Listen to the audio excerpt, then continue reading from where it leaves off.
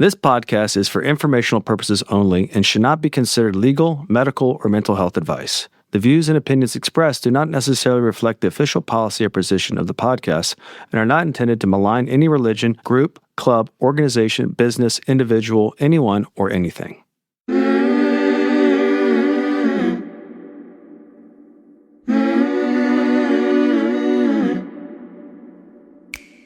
I'm Sarah Edmondson. And I'm Anthony Nippy Ames, and this is A Little Bit Culty. We woke up from a cult, and that journey was captured in The Vow on HBO and in my memoir, Scarred. Now, in this podcast, we break down the shame and secrets that make these experiences so destructive with honest conversations on how seemingly benign groups can cross into the cultiverse and how to spot and recover from trouble if it happens to you. Each week, we bring in experts, survivors, and whistleblowers to explore red flags, resilience, and even share a few laughs, because sometimes you gotta laugh. Subscribe to our Patreon for early and ad-free listening, some live Q&A, and exclusive content at patreon.com/alittleBitCulty. Welcome to Season 8 of A Little Bit Culty.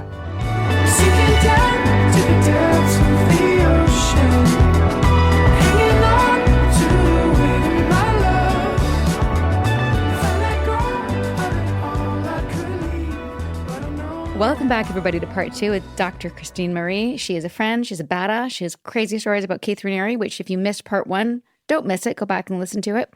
Now we're going to transition from that era of her life to what happened after you moved to Flagstaff. And correct me if I'm wrong, but what I understand is that you came to help with the transitional time for the members and the women after Warren Jeffs went to prison, which we've covered on other podcasts with Elisa Wall, who was one of the original whistleblowers against Warren Jeffs. So we're not going to get into any of that, focusing on you going to help them and how that turned into a documentary and then getting infiltrated into Sam Bateman's mini group and that journey. So I don't want you to have to recap what's in the doc. Let's just talk more about like things that aren't in the doc or whatever you want to share. And my first question is, are you happy? Does the documentary summarize, because you didn't have creative control, you didn't get to edit, even though you were filming originally. How did that work? Did you contact Netflix? Did they contact you? How did this documentary get made? And are you happy with it? A lot of media companies were contacting us, and we just decided to entrust the whole project to somebody that we believed in, because victim shaming is so important to me. So we picked Rachel Dretson, and she was with ARC Media, and she had the relationship with Netflix. So we were, and she'd done Keep Sweet and Obey. So she's already established herself as someone who knows what they're doing in this space. Right. Yeah. And so we were too involved in it. We were in it. We couldn't have any creative control. And creative control, for those who don't know, means we weren't there deciding which shots to use, what edits, who to blur, who not to blur, nothing like that. We didn't even see it until 2 weeks before it aired. And I'm very happy with it. Yeah. Was it clear and explicit that you were there to do that? And did people filming have to keep your secret in a lot of ways? Was that one of the dynamics? They were the ones filming. No, I understand. Yeah. What I mean is they knew that was the dynamic, is that you were going in there to expose them. No, that came later. Like they were going in first to document, and then they infiltrated. And then at what point did you realize you needed to get an outside source in? Because that wasn't the original plan, right? There's sort of two steps. Okay. No, I mean, we were documenting the community, the FLDS, and things that we saw. It was sort of like we were capturing what was going on as there were all these changes going on in the community. And we were also showing the FLDS in a more human light. So, and it was Tolga. It was really him, not me. I mean, I was still working on my PhD, and I was doing my humanitarian work. But Tolga's the guy with the camera. He's the real filmmaker. And it's sweet that everybody calls me a filmmaker, but I'm really not, I mean, I would help him. And we did. I mean, sometimes I filmed him with my phone or a GoPro, but you give me a camera, I don't know what the settings are. Right. It's not on auto. But he's like a master. Anyway, so Sam saw what we were doing and how we were representing the FLDS in such a dignified way versus painting them all as criminals. So he wanted to be in it. It was his idea. And I was against it because I knew that Sam didn't represent the FLDS. He had started his own offshoot. And at this time, we didn't know for sure what was going on in terms of his crimes. So, but then we realized, all these media companies are calling anyway. Somebody's going to do a documentary. And after my own experience being misrepresented, I thought, why don't we film? Why don't we go ahead and film him as much as he wants and his people and see, what comes out of it? Because we didn't know where it was going to go. But we didn't say to him, we're going to come in and do this. And then it wasn't like that. It's not like we represented that we were going to make a fluff piece on him at all. Right. It was just, he just wanted to be in it. So we just kept filming and he just kept sending people over to be filmed. And we always asked, are you okay being filmed? We didn't film secretly. And so, but we started turning everything into the FBI. I mean, law enforcement at first, and then law enforcement turned it over to the FBI. And then we were filming, giving more stuff to the FBI. And it was, the original filming purpose was for evidence reasons. It was only later. Okay. Yeah. It's amazing how everything lined up. So happy to hear that you're happy, especially with your initial experience with the docudrama, which I was not aware of at all. So that's really great news.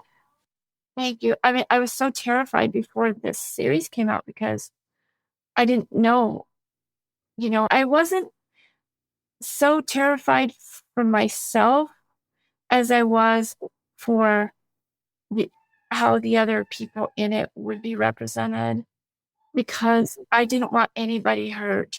And so I spent, hours in conversations with the different directors about this part of my heart, how we have to show people that are in a cult, we have to show the psychology of how it happens, or they get obliterated in social media. Yeah, and dismissed. Dismissed, insulted, attacked. So that was my big fear. It was the other people. And the way it came out was so good. And I mean, the response has been absolutely mind-blowing because I haven't seen any victim shaming of any of the characters in it. The ones who, like Julia and Nomz, who told their own stories. And she was the most powerful. Nomz and Julia were I think the victim shame at this point, it's so well done that if that's your takeaway, it reveals more about you than it does about the people you're abusing, because I think the documentary nails it. And if you walk away from that feeling that towards those people, then you're the rotten one, not them. Thank you, Nippy. And then even the people who still believe in Sam, people are responding to them with empathy and kindness. Absolutely. And that is like a dream come true for me, because those are the ones I worried about the most, because I learned that they weren't going to, that their faces would be shown. And I was like so scared. But I learned just this week that the documentary has actually helped them get business, help them reconnect with family members. That's and great. All these positive things are coming for them as well. So tell us, like, if you meet someone on an elevator and they're like, oh, what do you do? What's your passion? What's the cliff notes of this story that's important? And then we'll get into the details. Okay. That's hard. Okay. Thank you for asking me that. Because are we talking about this? The cliff notes of this story are that my husband and I are embedded in a community where there are a lot of polygamists, and it was an FLDS community, the community that believes in Warren Jeffs as a prophet. And there was an offshoot. And the leader of this offshoot was Sam Bateman, who left the FLDS and started his own thing. He became an imposter, representing that he was now ordained by Warren Jeffs to be the mouthpiece of God. And using that, he was able to get a few families with a lot of women and girls to follow him. And when we met him, he just had one wife and a bunch of children.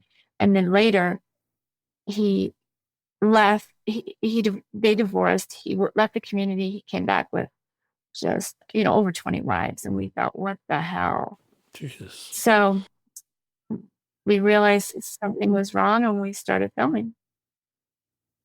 We actually started filming before we knew something was wrong, but what we filmed turned out to be invaluable evidence in the cases against this child sex abuse ring.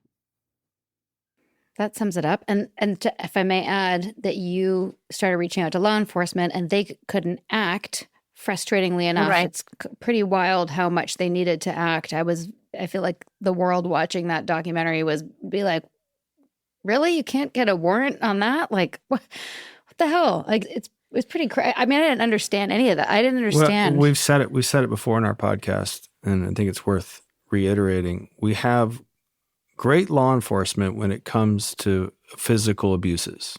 We have things that can go in, you identify the physical abuse, and there's an apparatus that comes in and apprehends the physical abuser. It's very hard to prove emotional abuse because you can't dust for fingerprints on emotional abuse. You have to cite a lot more forensics. You have to get a lot more to do it. And it's harder to prove, especially when the people being abused don't admit to doing it. So you have to have a real body of work to do it. And our justice systems are more designed to protect people physically than they are emotionally. And so it requires this kind of work and this body of work for people to go in and go, that's clearly they're not there on their will. They don't even know it. And that's a very hard thing to prove and cite. And that's one of the things that's so powerful about your documentary is you can kind of, even if you don't know what you're looking at, you can kind of tell by the look in some of the victims' eyes that they're not there on their own volition. The fear in their eyes. So it's educational in that part, but we still have a long way to go with law enforcement. And just because that's such a hard thing to prove. And, in a lot of ways, I'm going to ramble a little bit here because I think it's important. I remember there was a TV series David Fincher did called Manhunter, and it was basically talking about, it explored how the CIA or the FBI, I don't remember which one, probably the FBI, came up with a department to identify serial killers because up until this point in the 70s, they had only found people with motive and incentive, and they were able to establish a pattern. But what someone was coming in is like serial killers don't do it based on motive, pattern, and all that stuff. They do it for the fun of it. And that was a very hard thing for them to introduce to the FBI department because there wasn't the traditional pattern. And this person had to educate the FBI department on going, no, this is a different kind of animal we're looking at here. And it, in a way, created the department for serial killers. And that's where the term serial killers was defined. I think similarly with like the work that The Vow has done, your documentary has done, is it's creating maybe another department that can identify abuses, emotional abuse, emotional crimes. And that it's hard, but I think that's kind of what I felt like your documentary did a really good job of going, okay, this puts language to it and hopefully it can have a next iteration. Thank you. It's, again, no credit to me, credit to Rachel Dretson, the director from Arc Media and Netflix. They were all very actively involved in every, they would have different edits and different things. And they were incredibly honoring the concept of victim sensitivity. Great. And I'm so appreciative of that. And so are we, yeah. But I love what you just said, because if this docuseries can shed light on coercive control in action, then it can hopefully create a lot more prevention and understanding, even from law enforcement. And law enforcement has been reaching out for me to come and speak. Great. That was one of our questions for you, Christine. Like watching the police in the way they handled the pullover where Sam Oh my God, by the way, that's it's horrific, but also kind of funny where they're like, what are you doing? And he's like, stuff. Like, really? You're doing stuff, Samuel? Like, wow. Like, he is a real dolt. You know what I mean? Like, I was just blown away by that scene. But also, I don't know if what could be done differently, but I feel like the officers weren't trained in how to deal with. But they clearly knew that something was off. They knew something was off. Right. But like, I feel like you, especially in that state, you could really educate those officers in how to handle women in that situation because of the coercion they've been through and how they've been trained to lie. And like, I don't know what you're going to train them in, but I know that you're going to train them and they're going to appreciate it. Well, I hope so. Yeah. Yeah. I would like to teach people about the role of the belief system in coercive control and how predators can prey upon that. It's like, it is so strong that you don't think you're committing a crime. You think you're obeying some higher law. Yeah. And you're not going to get through to these people as, a law enforcement officer interviewing them. You're not going to get through by saying, tell me the truth. Right. Right. You're not going to get through to them by using force. Yeah. Because they don't trust the government. Yeah. All right. Yeah. Let me point out something. When Sam was pulled over with the trailer and the little girl's fingers sticking out. That was crazy. He was already under federal investigation. I mean, was that clear in the documentary? I think I made that leap. If you watch it again, you'll see it. But we had already been working with Dawn for months. Yeah. Because you were talking with her and they're like, keep him in prison. I wasn't totally clear on the strategy there. Like I thought, like I wasn't sure how he got let out and like why the FBI wouldn't keep him there, but that's beyond my pay grade. Before we hear from our sponsors, just a quick reminder. Our book, A Little Bit Culty, Navigating Cults, Control, and Coercion, is officially out and available on Amazon. Signed pre-orders have closed, but you can still get your copy today. This book is the culmination of 5 years of conversations, interviews, and research. Everything we've learned about how people get pulled into high-control groups and how to avoid, escape, or heal from them. If you've been listening to the podcast and want a deeper go-to resource, this is it. Available now on Amazon in print and as an ebook for Kindle. And yes, the audiobook is coming soon, narrated by us. Just search A Little Bit Culty and grab your copy. Do it. Thanks, everybody.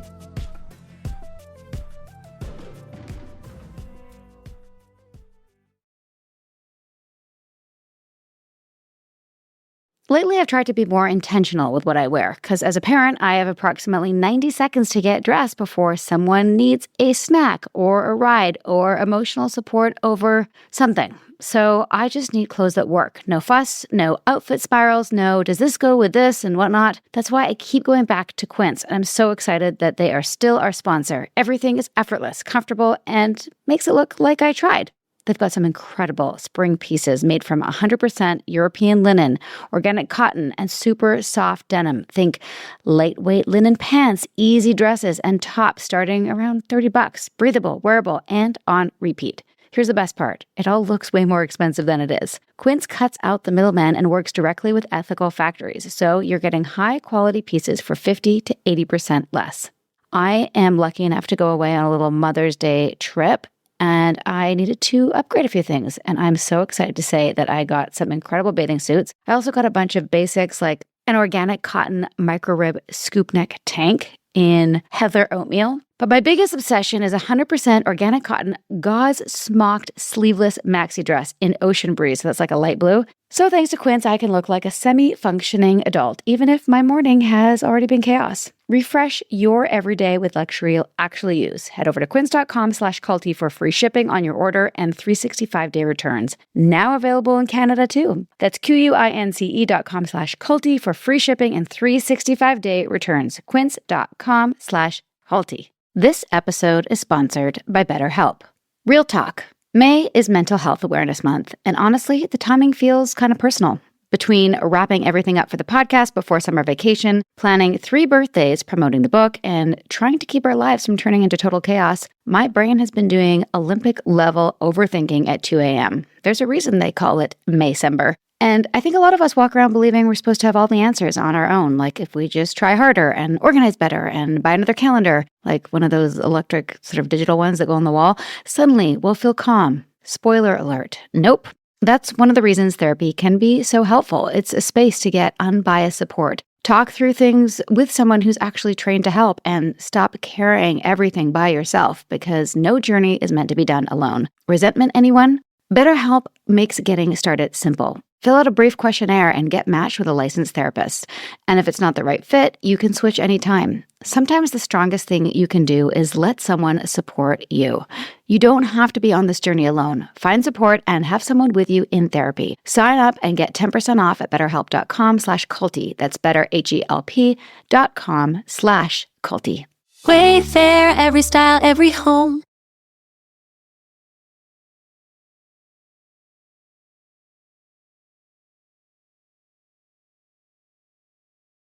Sponsor break's done. Back for more culty stories.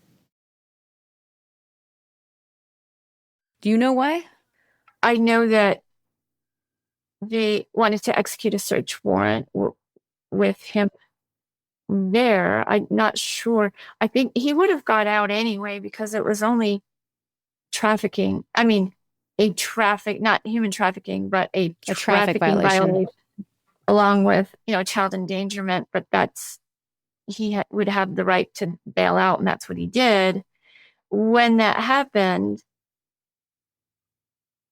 I was able to capture that footage because we went with them to deliver the check for him to get out. So I was in the back of the car, if you remember, filming Sam committing obstruction of justice.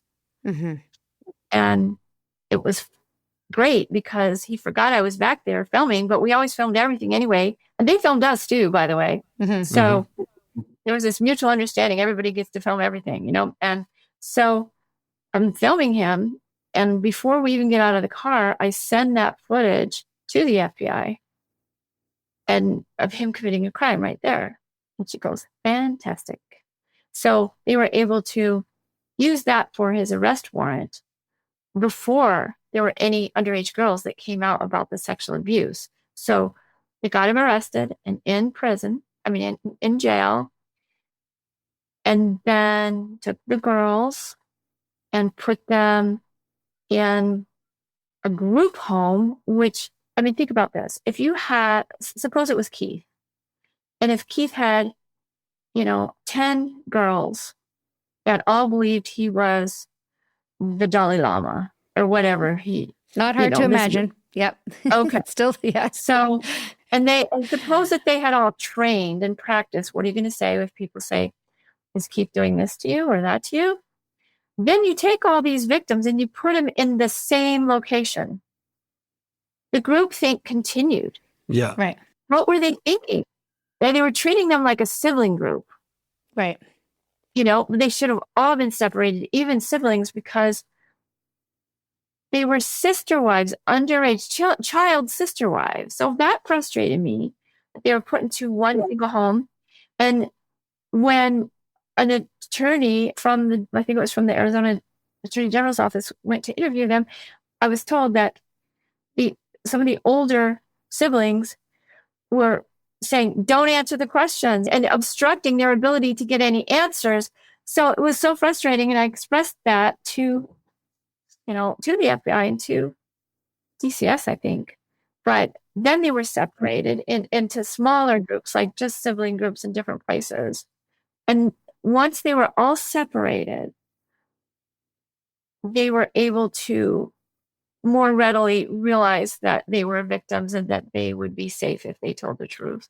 And that's when the bulk of the evidence came. It was from the underage girls themselves, as well as from Julia, and then there were 2 adult wives that spoke against him as well. One was Nomz and one was Moretta, who's shown. And so, but Julia's the big hero. She literally risked her life. She's amazing. He had a murderous mind, and that was always... Yeah, for blood atonement. I have a question in terms of the jail time they served. I know one of them, who was the last one, the younger one that came out? She said, Moretti. They said the jail actually helped her Be free. be free. But I did feel like 21 months was a little harsh for Oh my goodness. Nomz. And I just hope that they didn't go through like hard prison life while they were dealing with their trauma. And I always go back and forth with people that were unwittingly perpetrators having to do that kind of jail time when they were clearly abused and victims themselves. Thoughts? So I know. I agree with you. Nomz says that if you haven't watched it, Nomz is one of Sam's wives that's in the documentary and tells her own story. And she says it was the worst thing, but also the best thing Yeah. that happened to me. And I'm not going to tell her story, but she went through some trauma. And it was, imagine the culture shock. Do you know how innocent FRBS oh my God. they are? Yeah. They don't even know who Kim Kardashian is. Right. Elvis Presley, Britney Spears. Nomz had never heard pop music, only hymns, so they certainly haven't seen an R-rated movie because they haven't seen any movies, unless they were a little bit rebellious and got the internet, which, the righteous ones don't get the internet. I wouldn't say righteous, but the more sheltered ones. So these are such innocent girls. And to throw them into prison with people who have committed some serious crimes that they've never heard of, they've maybe never seen people with tattoos. Don't know what drugs are. Don't know. There were so many things they didn't know. And look, innocent Nomz and innocent Moretta are felons. How are they going to, this impacts what kind of jobs they can get. Sure. So many things. I feel like, I hope they can be pardoned. And they're not felons. No, they absolutely were not. victims who obeyed at the risk of their own lives if they didn't. I'm telling you, remember, he threatened. It's a bounded choice. Yeah. So did they need to be held accountable? Yeah, I agree with that too. But maybe there should be a different kind of prison for victims of psychological. I totally agree. I guess that's what I'm driving at. There needs to be another sort of standard in between going back to reality and going to female security prison. Like that's just... somewhere in between, like a group home where you get therapy, you're not interacting with regular society, you have to be away from your abuser so you don't get re-indoctrinated, and you're not also going to be, scarlet lettered with the felon mark for the rest of your life. Can we propose this?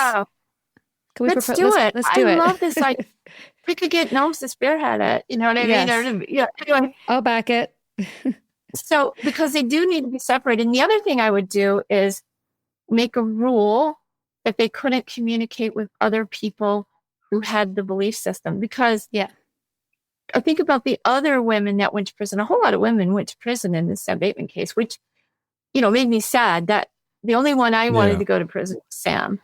So a number of them stayed believing in Sam. And it's because I believe there's this one house, it's about 5 blocks from me, where the Sam believers, the Samuelites, still is their hub. They all live. Okay. And so they've got this strong group think going on, and they would be on the phone, on video chat daily, if not constantly, with the other women in prison. So how can they wake up if they're constantly being reinforced? Correct. That dysfunctional thinking is constantly being reinforced as the way God wants you to believe. So, it bothers me now. Sam's talking to people in that house now, like every day. It bothers me that, what if there were better coercive control laws? That's my new thing now.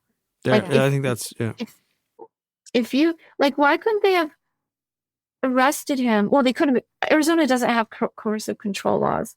But if they did, if you look up the 12 elements of coercive control, you checked every box. So if we would have had that kind of law, maybe it would have applied with Pete too. So what if they could be arrested for coercive control to separate them from the victims so they have time to think. And then the other, develop a sense of safety when they're ready to tell the rest of the crimes that are. I don't know if you know this, and did you meet Lauren Salzman when you were in Albany? She must have been very young at the time. I did. She was teaching. Yeah. Yeah. So I believe she got house arrest and probation, but she's not allowed to talk to any of the ex-members. And that's, I think, been the case for everybody. Now, whether they're abiding by that, like whether or not Nancy Salzman is talking to ex-members is unlikely, but we don't know. I know she's coaching again, if you can believe it. Oh, that's hard to believe. Yeah, no, she's coaching and she's proud of it. Yeah, she's pretty. She's back on the coaching train. But I think it was like anyone that was a yellow and above, so they could talk to maybe students, but not coaches. So, and the same goes for Lauren. But yeah, how long? It would be, I think 5 years. I'm not sure. That would have been, I don't know why they let women on probation or supervised release, whatever they call it from federal, live in the same home as people who are full-blown believers. Yeah, that's crazy. Well, I mean, that's nuts. And why I'm assuming they're still monitoring Sam's calls to make sure he's not like committing more crimes or getting them to commit more crimes. Is that accurate, you think? They must be. Oh, yeah. Yeah.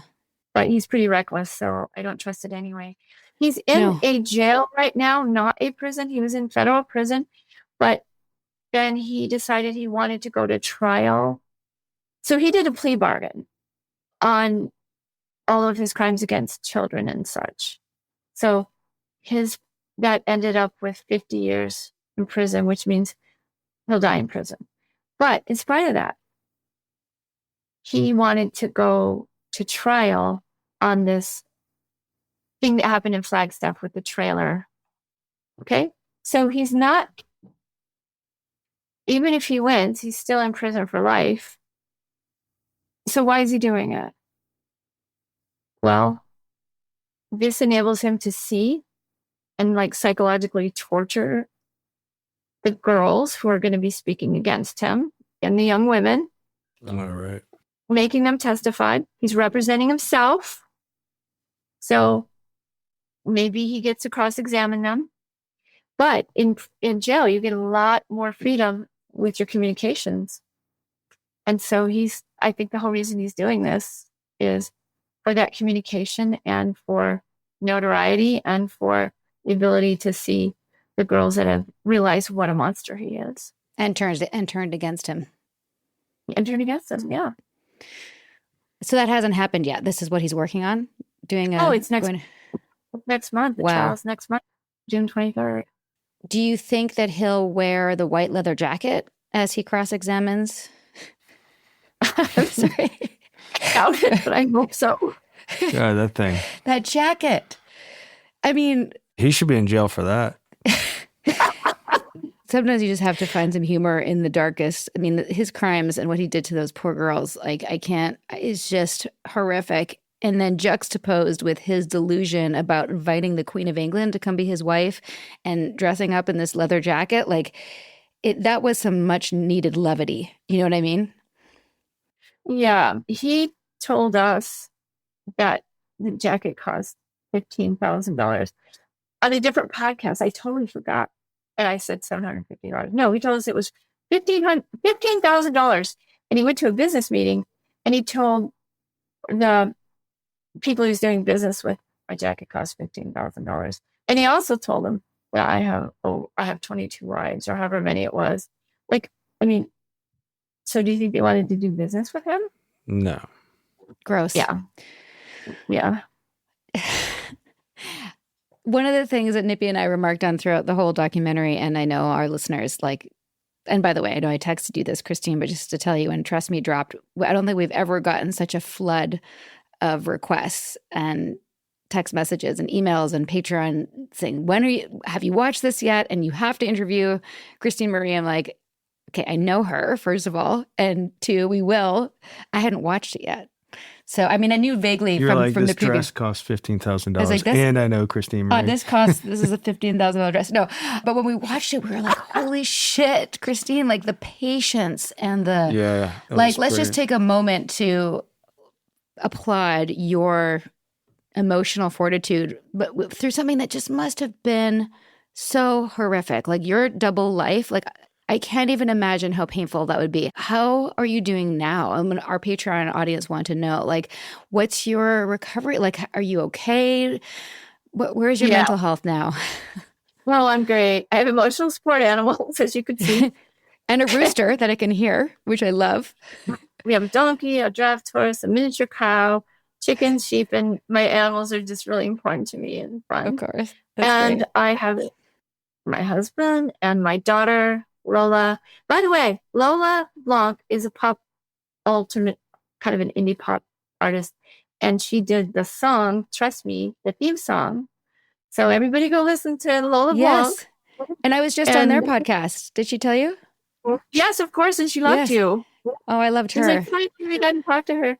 So it's been too long. So we're kind of a mother-daughter cult fighting team, I guess. Yeah, that's amazing. Anyway, so I'm doing okay. I mean, I'll tell you, it's really healing. I mean, I still have certain things I'm sensitive about, but there was a moment when everything in the story took a very dark turn.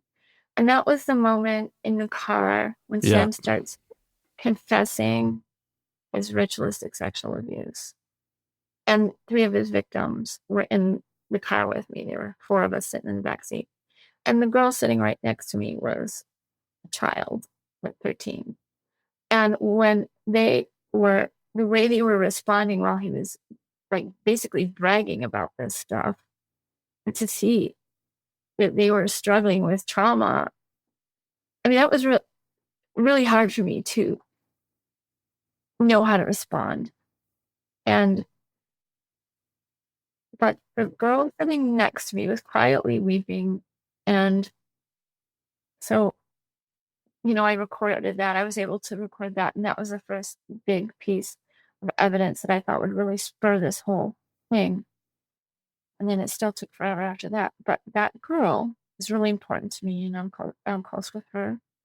And she said to me, I want this story to come out.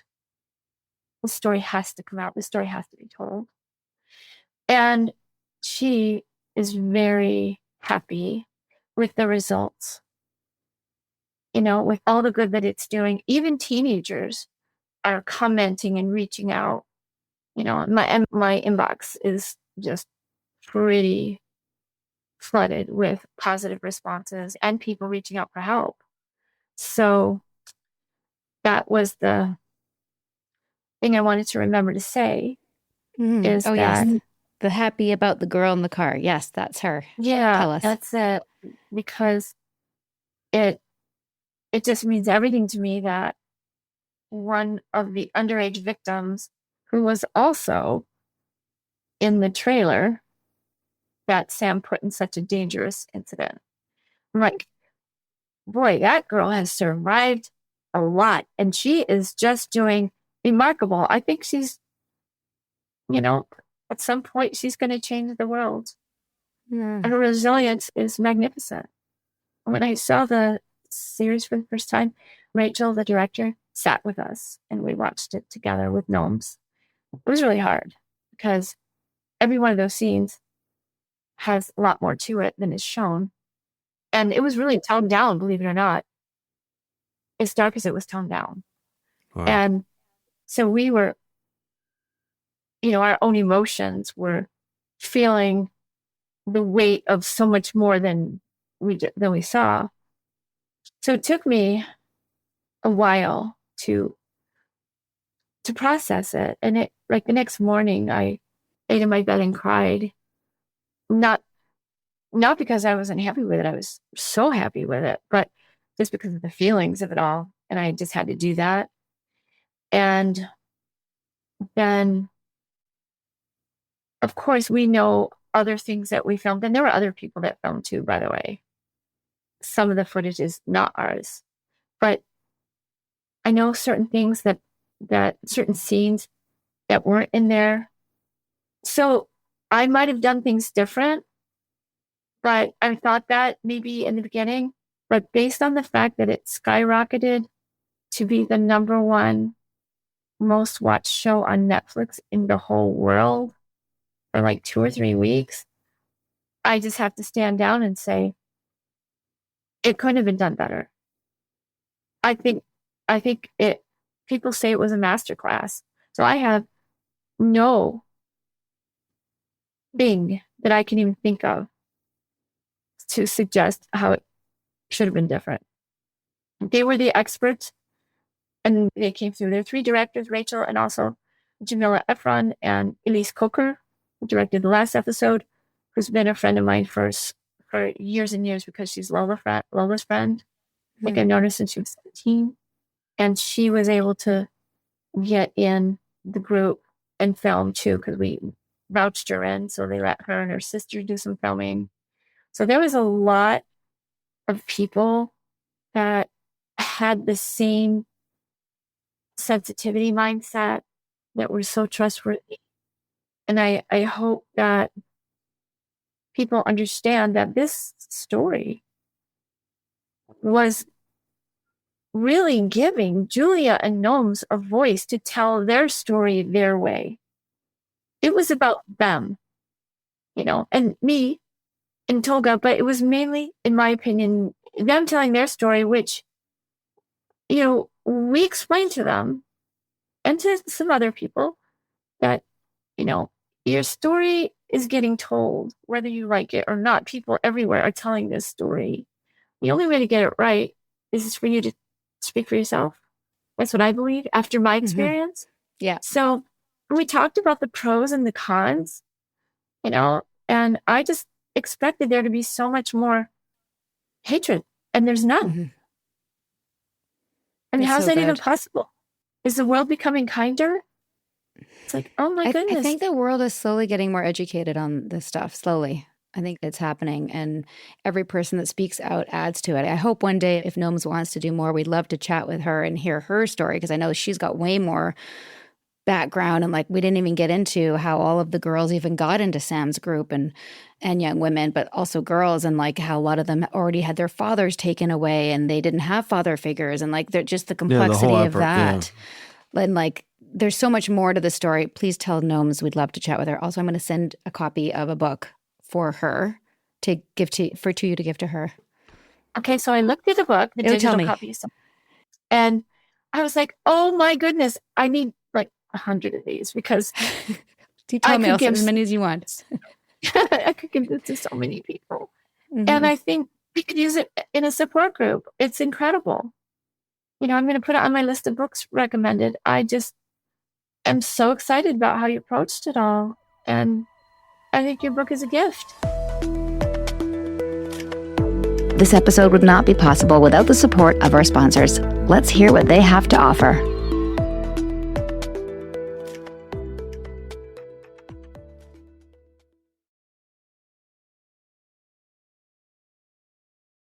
Okay, parents, let's talk life insurance. The boring grown-up stuff we pretend that we've handled. You probably have a policy, but do you even know what you're paying or what it even covers? Spoiler, you're likely overpaying for a measly payout. And here's the kicker. If it's through work and you get laid off because, life, your payout vanishes faster than, maybe your kid's chore list. Yikes. That's why we are super excited about our newest sponsor, SelectQuote, so you too can sort out this mess. These folks have been at it for over 50 years, hooking up more than 2 million of us with $700 billion in coverage. Their agents work for you, shopping 10 carriers in 15 minutes totally free, nailing the perfect fit for your health and wallet. No doctor poke and prod? Boom. Same-day coverage up to $2 million. Got high blood pressure, diabetes, or that heart thing? They've got options that don't ghost you. Finally, insurance that doesn't suck. Get the right life insurance for you for less and save more than 50% at selectquote.com/culty. Save more than 50% on term life insurance at selectquote.com/culty today to get started. That's selectquote.com/culty. Raise your hand if you're currently walking around with scratched up glasses because getting new ones feels like planning a small wedding. Just me? I have been squinting through a scratch for weeks, maybe months now. Anyone tighten those tiny little screws with your fingers? Just say the truth. It's hard. It's one of those things on the to-do list, getting new glasses. It's like taking your car to the mechanic. It has to be done. It's a big schlep. It's a rigmarole. The whole thing's ridiculous. You sit in an appointment, you have to go into a waiting room, you have to get the hard sell on all those lens upgrades, and then fork over what sometimes feels like a car payment. So we just squint through the scratches like pioneers.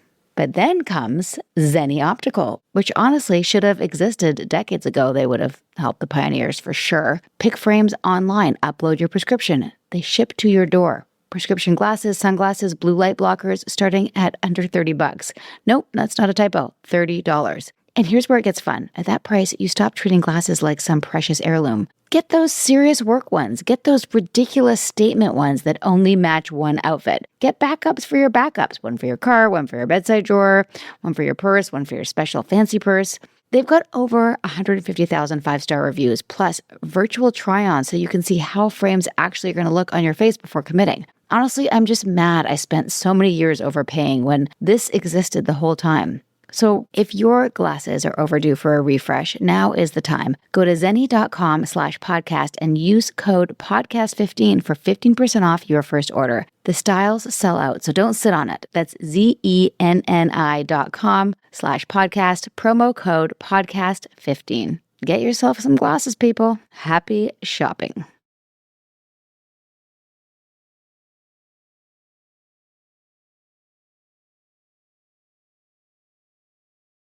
Thank you, sponsors. We couldn't do it without you. Now let's get back to the show. That's what we want it to be. Thank you. Yeah. I'm going to cry. I told you I was going to cry at this one. What? I knew you'd cry. But listen, we got feedback, along the line of before we published to say oh, this part about how to navigate the media and how to be a whistleblower and how to write a cult memoir that's very niche. Put that online, put that separately. I'm I want to give this as a gift. I want to send this to you to give it to the girls and the women so that they can have everything they need in one place. It's so overwhelming, right? You know this as a survivor to never mind read a book, find a book, get through a book, just the book. I just wanted it in one place in very digestible, not academic, no footnotes, just this is a guidebook. And I wanted to ask you, so you wrote your own cult memoir, now you wrote this guidebook. And you have people on your podcast all the time. Some people have an issue and say, oh, look at all these people making money off other people's stories. But being able to tell my story in a way that is dignified has been so incredibly healing for me, especially to make up for the thing that happened in the past. And what are your feelings about the healing power of telling your story? And you would be the expert on this. Yeah, just to get one quick caveat, we self-publish this one. So we, in terms of being monetized and people make money off of all this, we paid out of pocket to get this out. So that's one thing I will just say for any haters out there. But I don't even respond to haters. My response to your question is once I was able, impulsively and instinctively, my quest or my impulse was to figure out and put language to what happened to me. And actually, Nomz said that in the documentary, and I thought it was interesting. That was her impulse as well. I think once you're able to do that, this is a bold statement, I think you're healed in a lot of ways. Or healing. Or on your way. There's still moments where I have, but I don't feel trauma around this at all. I think I was targeted differently, so I didn't really feel that much trauma. So my situation is definitely it's all case by case. But once I did that, I didn't really feel like I needed therapy. I felt like therapy was kind of rehashing it, going back to the scene of the crime, looking at the photographs of the forensics. I didn't feel like I needed to do that. I feel like once I got the lessons and the wisdom from it, it was in my rearview mirror and has been ever since.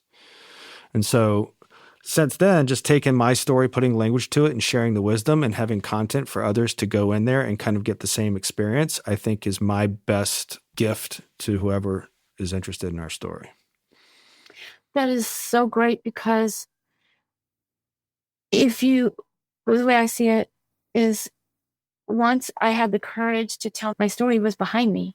Mm-hmm. Mm-hmm. So, I mean, even in narrative psychology, we want to help people tell their stories. I mean, we have to integrate what happened to us in our life story.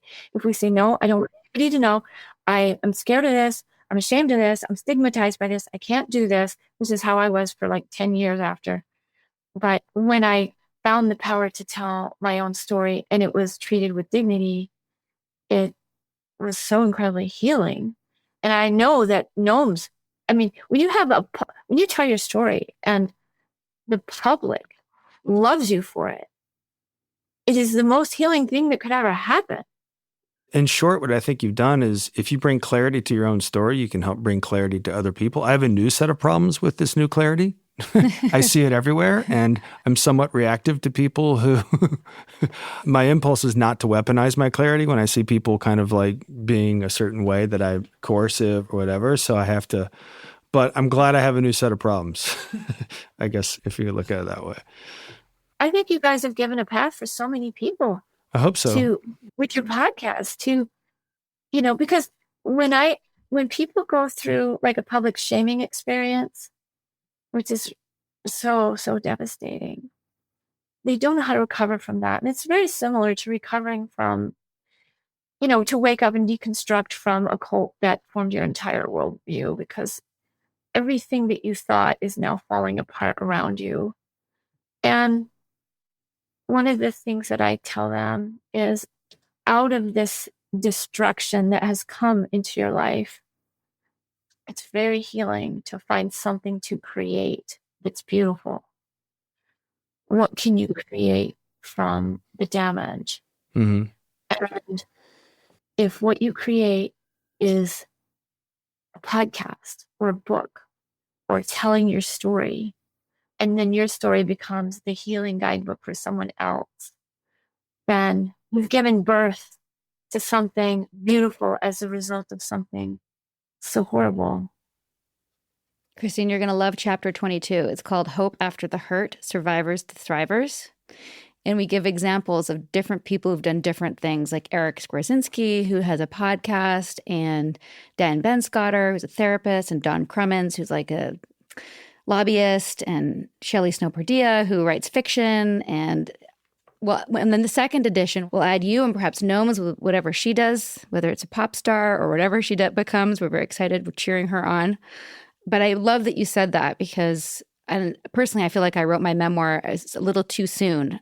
I'd just gotten out, and I'm glad it's there, because it's sort of like, this is how I got in, this is how I got out, and everything in between.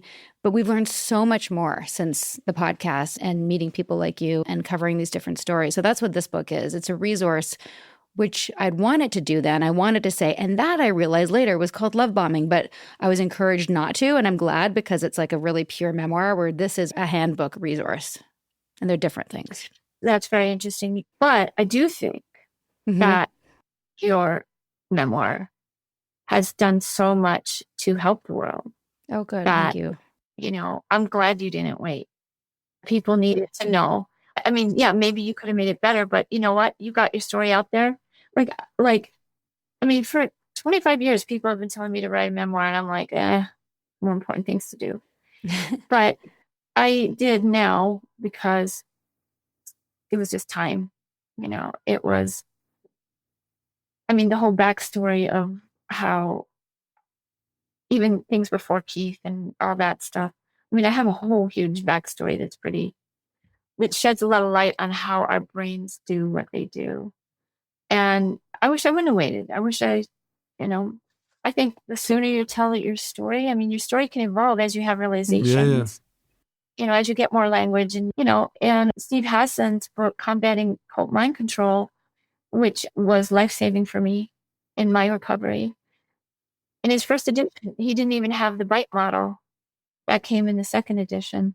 And I didn't even realize that, because I knew so much about the bite model, which means it's a way of telling if it's a cult, if they control your behavior, information, thoughts, and emotions.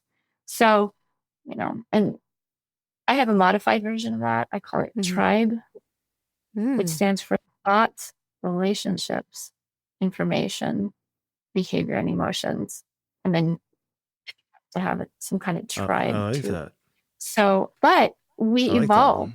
And our stories change, not because we didn't tell the truth the first time, but we had more language later, more Yes. realization. And that's okay. Absolutely. Things evolve. It's so true. Yeah. Did anybody respond that they had any questions for me? Yes, there were so many questions. We've actually been weaving them through the whole time. I'm just going to go back to our Patreon page and see. I mean, most people want to know, and the word badass was used 4 times in our comments here. Oh, you guys, thank you so much. You're such a badass. No, you really are. I mean, like, hands down. I don't know how, like, we had to be double agents for like 2 weeks. You were a double agent for like years, and that's so stressful. And what you did is unbelievably, like, the fortitude, like, my hat's off to you. Everybody, the main thing that people want to know that we haven't asked is, like, what are you doing now? How are you? What's next for you and Tolga? Well, doing great. Can I say something really sincere? Yes. I just love the whole world. You're a lover. You are a lover. I mean, remember when I went through that terrible experience and I felt like the most slut-shamed mother on the planet? Right. Well, the public response, I mean, I read every single DM and I try to respond. I read every email and it is so healing. I just feel so loved that it took that horrible experience from before and just erased it. And I'm sitting here in a state of disbelief because I'm just so grateful. I'm just beside myself with the response. And, you know, I'm just getting choked up over it that people are so appreciative. They're so appreciative. So great. And, you know, people have written that they decided to report their abuser as a result of the documentary, or that they realize that they need to save their daughter from somebody coercive, or that they, you know, somebody is, I mean, a few people have said that they want to change the focus of their career to include more pulse psychology. And I'm like, wow, I just feel just overwhelmed with gratitude. And like, how did this even happen? Can I offer unsolicited advice? Yeah. The things, the messages that really move you, take a screenshot of them and make a little folder, like an album on your phone, or however you do that. And then if you have a bad day, if you have a hard day, or if some stupid hater comes out and says something shamey, then you have that album to go to. And I hope that fuels you as you continue. Thank you. I have started that, and I'm okay. too. Yeah. and I do have It's some on haters. my wall. It's on my wall. Yeah, she's like, I have a keynote. It's my wallpaper. I love that. No, I mean, but I think that is so great because, I mean, do you guys get haters? Oh, yeah. I mean, not as much anymore. I'd say the most hating during the vow came before the vow and then during the vow. But every now and then somebody will be like, you should be in prison too. And it's mostly at me. Sometimes it's a nippy, but it's also like... It's mostly directed at me. Or haters, like when we expose certain groups, like we exposed ISTA, or like, you know, Teal Swan, or people that have a lot of flying monkeys will come out and try to character assassinate us, or, you know, say... You want to hear my... Here's my breakdown. First of all, I don't really read it. Number 2, but if you do read it, I ignore the extremes, meaning, oh, you people are shitty, blah, blah, blah. That doesn't really do much to me. And I ignore you guys are heroes, you guys are amazing too, because those are 2 extremes. We don't want to be put on pedestals either. However, right. I was joking with my dad about this. I was like, if you take away the extremes and you look at the ones in the middle, the universe is pretty fair. Like the criticisms are like, if you really have some inner honesty, I go, yeah, I can see how I do that. And if someone says something a little bit positive about you, and it's like, I'm like, yeah, I can own that too, because that feels like me. The extremes never feel like me. I remember during the vow, I was looking at something and someone was lighting up me, Sarah, and a bunch of other people. I was like, that's not even me. That's an avatar that's online that I have no relationship with. And similarly with like, oh my God, they're heroes. It's like that doesn't feel like me at all. But the ones that did feel about, and one of them was really constructive about, about 4 years ago. I was like, you know what? I got wisdom out of that, even though I don't think that's what they were trying to give me. You know, If someone's punching down on you and what you did, like they're delusional. but successful people don't punch down. Like, you know, and people also know this, people who have been through trauma and understand trauma never punch down. They just don't. They just don't do that. So, You know, by engaging in online cruelty, you're making the person you're attacking, more vulnerable to wanting to belong to some group where they're appreciated. I feel like bullying and online cruelty contributes to vulnerabilities that can make somebody maybe be open to an idealistic group, which could be a cult. There's particularly children. Oh, for sure. There is nothing productive that comes from publicly attacking people. If you want, I mean, that's my whole next thing. You want to know what I'm going to do next? Yes, what's next? I really want to be an advocate against online cruelty and public shaming. And I want to promote empathy and kindness. And I'm going to continue doing my charity work, which I love, and continue writing. I have some opportunities to get back involved in research, which excites me. But, you know, I really hope to help people understand that when you are attacking somebody, we're not going to change their mind by attacking them. No. It's like the FLDS. So many documentaries, they leave you thinking that every FLDS person is a criminal. And so I used to, you know, attack polygamists because of my own experience. I used to write all this stuff against it. And, well, when I quit doing that and just started meeting people where they were at, that is how I became a safer person for someone in need to talk to. Yeah. So I don't think that attacking people, it just means that you need attention and you want to be seen as a hero that's taken down a bad guy or something, but it's not productive. If it's productive, you can talk to them privately. Right. And studies also show that people who do this are less intelligent and they're more likely to have personality characteristics and the dark triad, which is psychopathy, narcissism, Machiavellianism. So, in other words, you're more likely to be a psychopath if you feel great by publicly just destroying someone, you know. What kind of energy, what kind of person gets energized by seeing someone get destroyed? So that's my next thing. I want to promote kindness. I love that.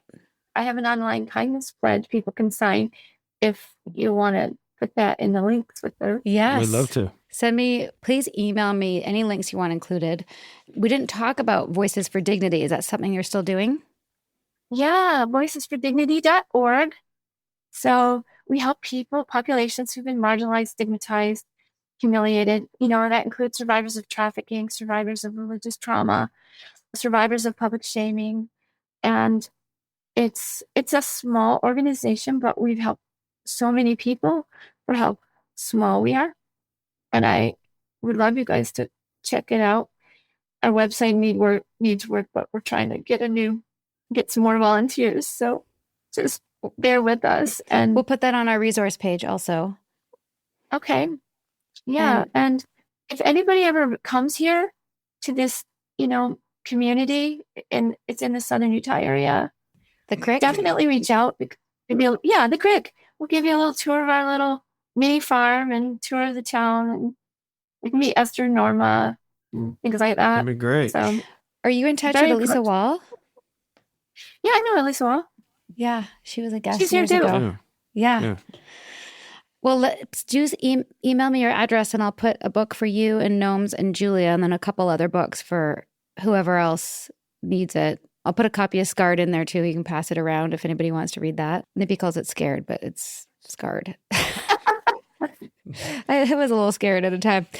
Christina, we've so enjoyed this and just... Congrats on everything. Yeah, so proud to know you and to watch this documentary and all of its how everything came together. I'm so happy to know that people are getting out and they're healing and that you're doing okay. And we just send you and Tolga and all of the women and girls a big hug from us.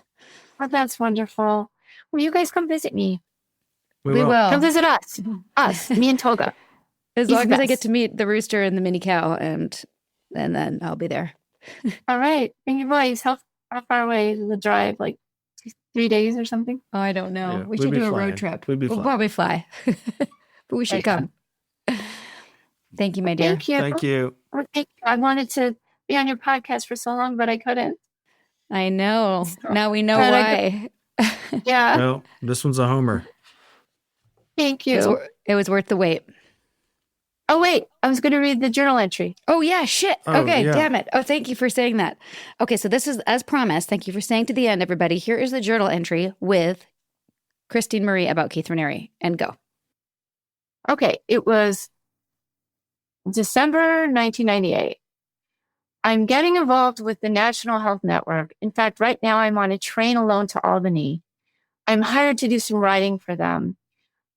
I also want to market for them because they are taking on the Applebrook product line. Or so I was misled. Keith Raniere is the founder. He is unique, but he scares me. He's supposedly one of the smartest men in the world, but he's really into energy and sex, and he's trying to draw me into his way of thinking. That is Interesting. so wild. So good that that you were able to feel the con. And then the other thing I was going to read, if you don't mind, is the text that you sent to him. It doesn't say when. Yeah. It says, Keith, I have a great idea for you. You know, there are certain flagship identifiers of a cult.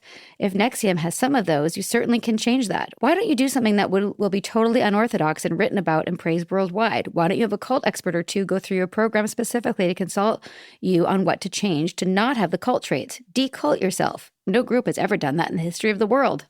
What a great idea. Did he did not didn't follow like it. your advice. This was a Facebook message I can see. Yeah, I think it was in 2007 or something. Well, you tried. You did your best. You did your part. And we thank you. Thank you. Thank you so much. Thank you I very wonder much, when it's Christine. at. We'll see you hopefully in person in the crick. The crick. Okay, sounds good. Bye-bye.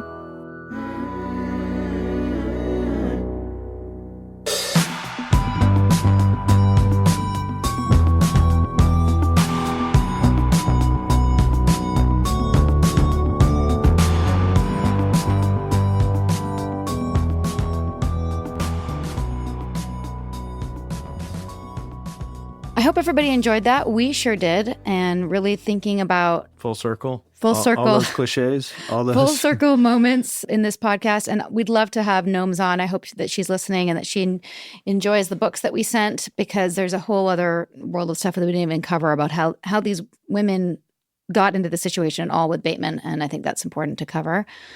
And thank you, Christine. We think that you're a total badass, Yeah, and really, sure. really think that your story is illuminating and important. And maybe she'll come back and tell us what it's like to work with law enforcement, especially in that region. Holy shit. What'd you think of the episode? Comment on Spotify or Apple Podcasts. Shoot us a DM, and see you next time. Subscribe and like. Just what? Subscribe and like. Subscribe and like. All right. Like, link, subscribe. Bye. Bye. Sinking down to the depths of the ocean, hanging on to the weight of my love. If I let go of it all, I could leave, but I know I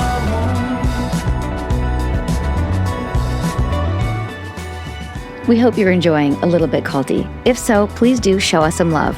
Drop a rating or leave a review. Hit subscribe on Apple, Spotify, or wherever you listen. And subscribe to our Patreon at patreon.com/alittlebitculty. Even better, send this episode to someone who needs it. Maybe they're in a cult. Maybe they're just a little bit susceptible. Or maybe they just love a good story. Spread the word, spread the love. Thanks for listening, and see you next time. A Little Bit Culty is a Trace 120 production. Executive produced by Sarah Edmondson and Anthony Nippy Ames in collaboration with producer Will Rutherford at Citizens of Sound. Our co-creator is Jess Temple Tardy. Our production coordinator is Leslie Dinsmore. Writing by Sandra Nomoto and social media marketing by Eric Swarzinski and Brooke Keene. Our theme song, Cultivated, is by the artists John Bryant and Nigel Aslan.